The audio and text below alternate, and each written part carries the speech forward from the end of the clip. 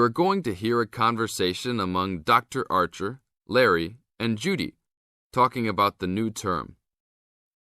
First, you have some time to look at questions 1 to 6.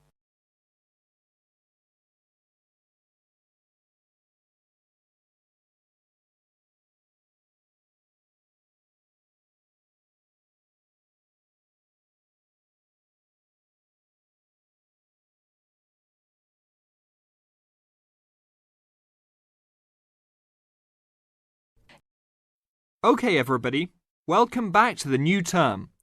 I hope you've all had a good break and that you're keen to start on your research project. What I'd like to do this morning is to give you a chance to ask questions about the project, requirements, ways of approach, how to get help if you need it. Today is informal. It may be already written on paper, but it's nice to have an opportunity to have it confirmed. So, any questions? Dr. Archer, is there a confirmed due date yet to hand it in? Yes, I can now confirm that it's 16th of July, not 15th as first advised. Okay? And what about the word limit? Well, there is some flexibility on this, but in general it's 8 to 10,000 words. Ah, I see. And you can choose your topic, anything from years 2 and 3. Yes? I still can't work out what I want to do it on. In that case, you should see your course tutor to agree on your final topic, and you should also be aware that there is special assistance available at the library on library resources if you need help on that. Can I just check on the deadlines for everything? Certainly. Look, let me write it on the board when each stage should be completed. First of all, you've got to work on your basic project outline, and that's due in to your course tutor by 21st of February. Which is only 2 weeks away, so you need to get cracking on that. Do we have to include a full reference list by then too? No, your reference list is due on 6th of April, which is 1 week later, so you have time to discuss this with your tutor. And when should we be doing the research? Well, that's over a 1-month period, essentially April to May. And the write-up? Well, you need to do quite a bit of research before you get going on your writing. So that's really May to July, with the due date for handing in on the 16th. Any more questions? Before you hear the rest of the conversation, you have some time to look at questions 7 to 10.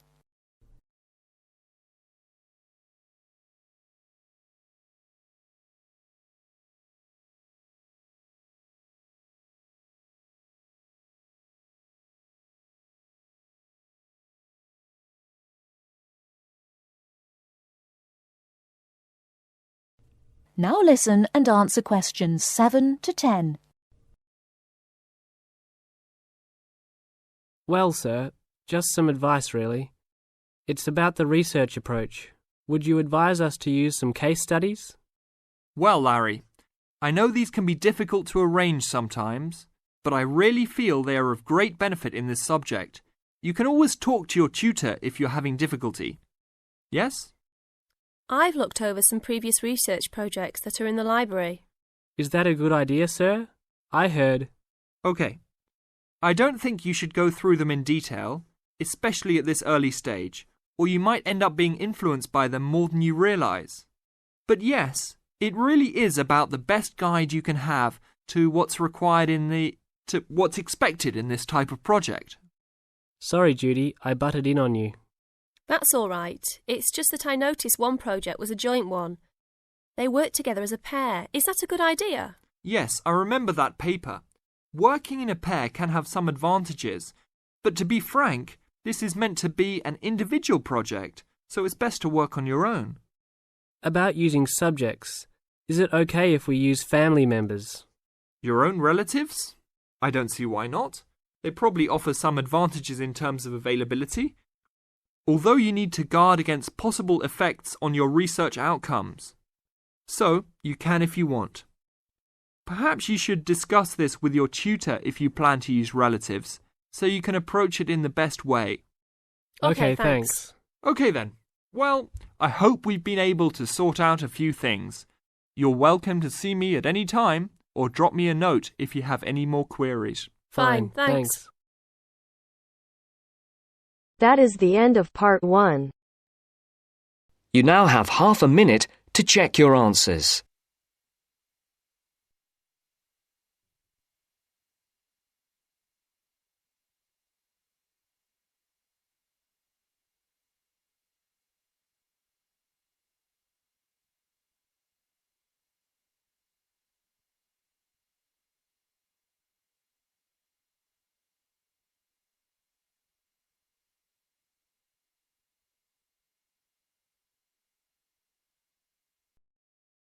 Now turns to part 2. Part 2. You will hear a conversation between two people who are about to share a project at work. First, you have some time to look at questions 11 to 15.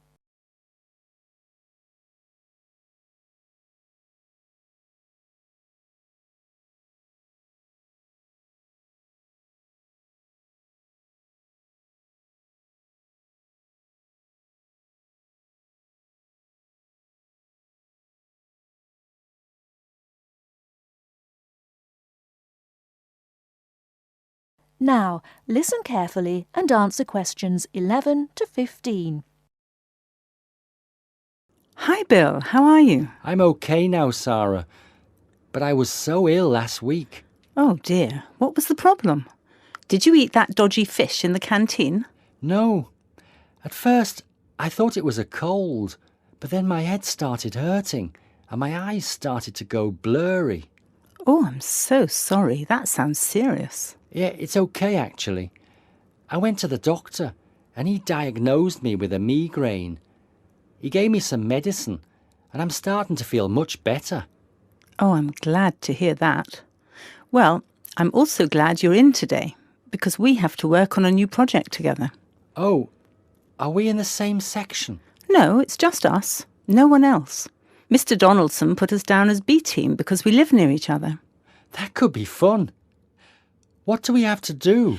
Well, the project is partly internet research, then checking reference books for information to prepare a survey, which we have to use with people we know. Great! What's the topic? It's to do with shopping over the last 10 years. We have to find out how customers have changed their behaviour. OK, so what's the first step? I think the first thing to do is to check the list of references he gave me. But my computer is in for repair, so if I check in the reference library, would you be willing to look up some references online? Once we're done with the reference checks, we can write the questions together. That's fine. I'll do the internet research. So, what sort of shopping are we looking at? Only food or goods or clothes shopping?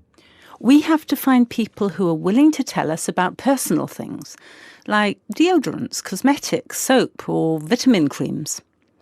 The other groups are doing food, electrical goods and clothes. That won't be so easy, Sarah. Before you hear the rest of the talk, you have some time to look at questions 16 to 20.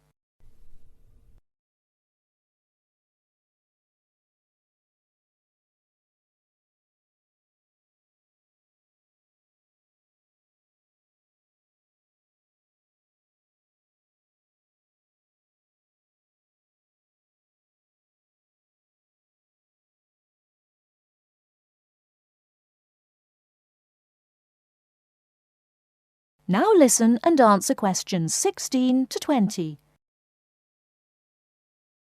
People might think those things are a bit private. Yes, I thought about that. I'll ask the women and you can ask the men. That should work okay. Well, if you think so. Give me the list of references then. Sorry, I left them in my other bag at Joseph's house. I'll get them for you tomorrow. OK. Well then, this afternoon, I think I'll catch up on the notes from last week. Can you help me, or are you busy? I've made you a copy of my notes already to save you time. Here you are. Wow, thanks, Sarah. That's so thoughtful.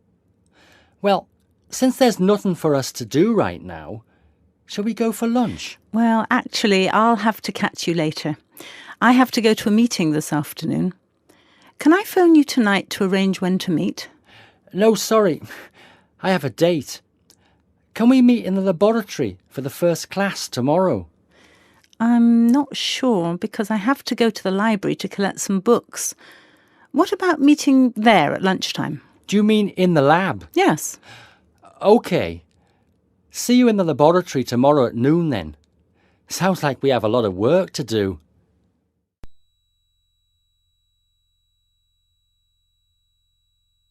That is the end of part 2. You now have half a minute to check your answers.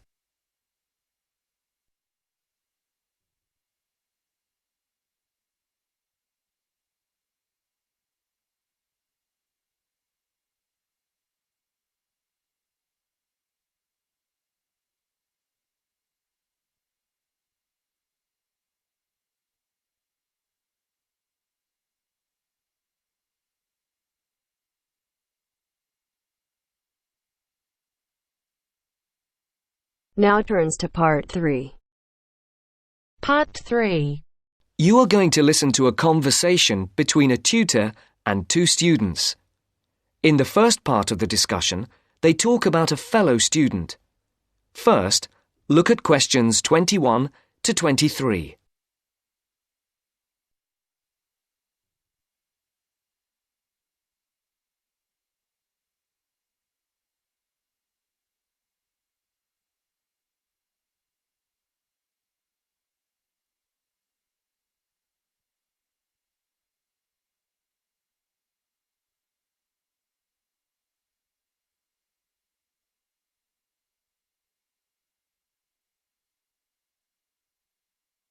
As you listen, answer the questions. Write no more than 2 words for each answer. Francis and Steve. Hi. Now, before we start the tutorial, am I right in thinking that you haven't heard about Lorraine? No. What about her? She's already left. What? Well, she hasn't told anyone. You sound surprised. Weren't you half expecting it? Yes, but she could at least have told us, though. We've been on the course together for the past 3 years, and it would have been nice to know. She always was the sort to keep herself to herself. Yes, I know what you mean. Did she give any reason? Well, she got that job. What? Yes, and she's been given permission to leave, as there's only a week to go before the end of the course.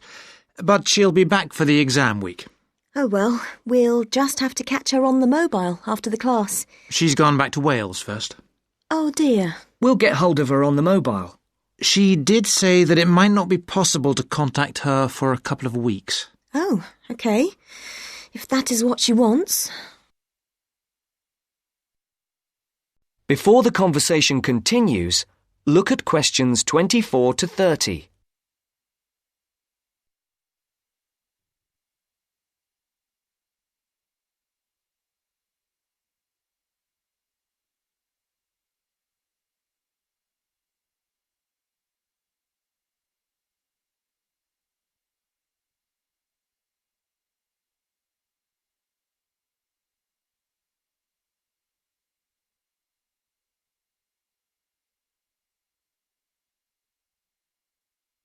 Now listen to the second part of the discussion. The tutor and the two students are talking about assessment marks. For questions 24 to 30, there are 4 alternatives: A, B, C, and D. Decide which alternative is the most suitable answer and circle the correct letter. Right, to work. We're here to look at your assessment marks for your coursework. I take it you haven't seen them yet? No. Not yet. Well, you'll both be pleased. In fact, very pleased. Yes? Francis, you have come out with the top mark in the year. Oh. You have, in fact, got a starred first. Wow. Aren't you pleased, Francis? Yes, I'm just speechless. And, what about me? Well, Steve, you got a first as well. I don't believe it. You might have done even better, but there were a few faults with the 5,000-word project you did on traffic management. And what about the book review we had to do? Yours was, I can safely say, the best we have ever had. You're kidding. I'm not. In fact, you have won the departmental prize for the piece. It's a pity, really, that your project wasn't of the same calibre. It's still not bad at all, though, is it? It certainly isn't. What do you think were the faults with your project? I just wasn't very happy with the conclusion, and I got myself in a bit of a twist with the argument about road pricing. By and large, your overall conclusions were okay, and I would say that your thoughts on road pricing were quite original. The problem was more with the actual end. It was a bit disappointing. You started off well, but then it ended rather suddenly, as if you got fed up with it. Yes, I did kind of stop fairly abruptly. I couldn't think of much to say, even though I knew it was important. Yes, that section needed a bit more work on it. But, as I said, by and large, it was very good. And, Francis, your project was excellent. So much so that we think you should take it further, and perhaps do a PhD, or at least an MPhil. What do you think? I hadn't really thought about it. I've just been concerned with getting through this final year and getting all the coursework and exams out of the way. I can understand that. But I do think that you ought to consider it seriously. If you perform as well in your exams as in your project work, you're on course for a first. Do you think that I'd get funding for it? Well, any grant will be discretionary, but you have as good a chance as anyone else. I'd even say a much better one. If you do get a first, it'll be the only one we've had in this department for 3 years. And I'd be happy to be your supervisor.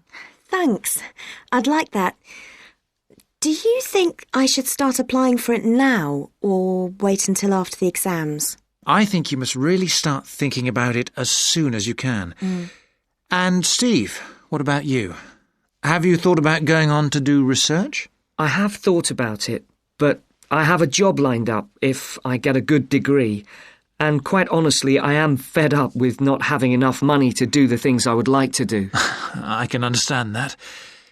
Is there anything that either of you would like to talk about?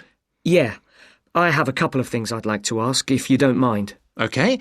We have roughly 20 minutes left, so, Steve, would you like to go first? Right.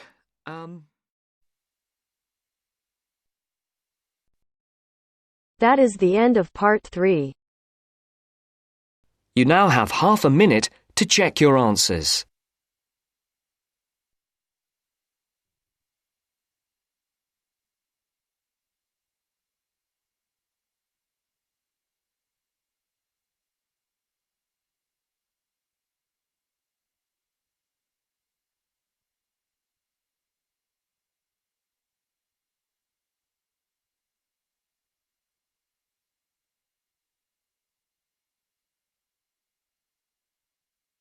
Now turns to part 4. Part 4. In this section, you are going to hear a lecture. Questions 31 to 40 are based on the lecture. Before you listen, please look at questions 31 to 40.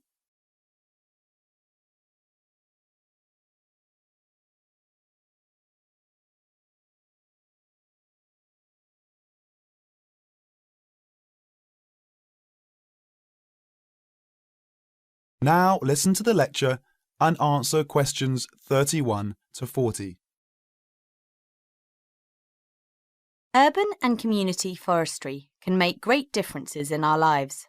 Each one of us can make a personal contribution. As we develop and apply technologies for a better way of life, oftentimes side effects adversely affect our natural environment.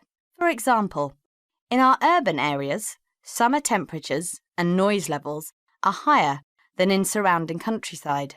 Air pollution problems are more concentrated, and the landscape is significantly altered, reducing personal health benefits available to us by reducing access to wooded areas and green open spaces.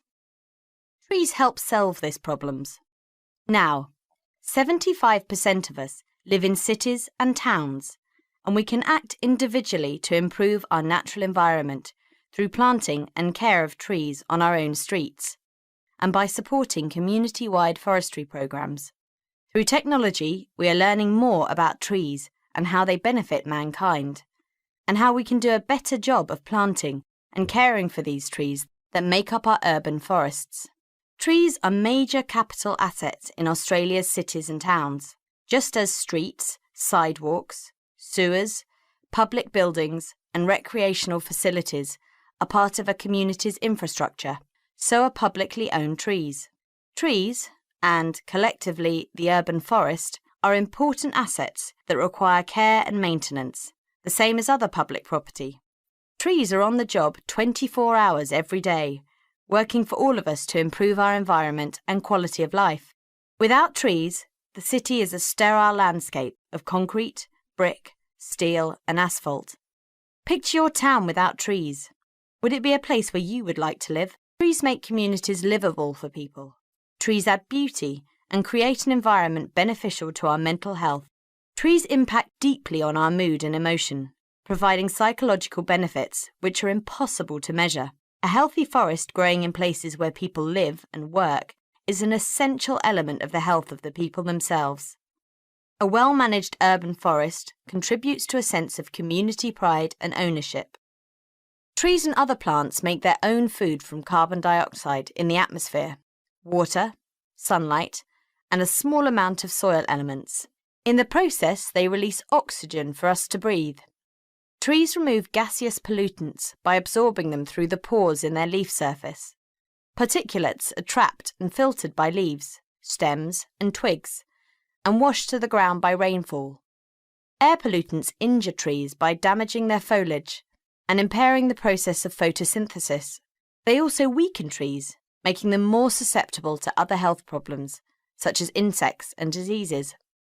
The loss of trees in our urban areas not only intensifies the urban heat island effect from loss of shade and evaporation, but we also lose a principal absorber of carbon dioxide and trapper of other air pollutants as well. That is the end of part 4. You now have half a minute to check your answers.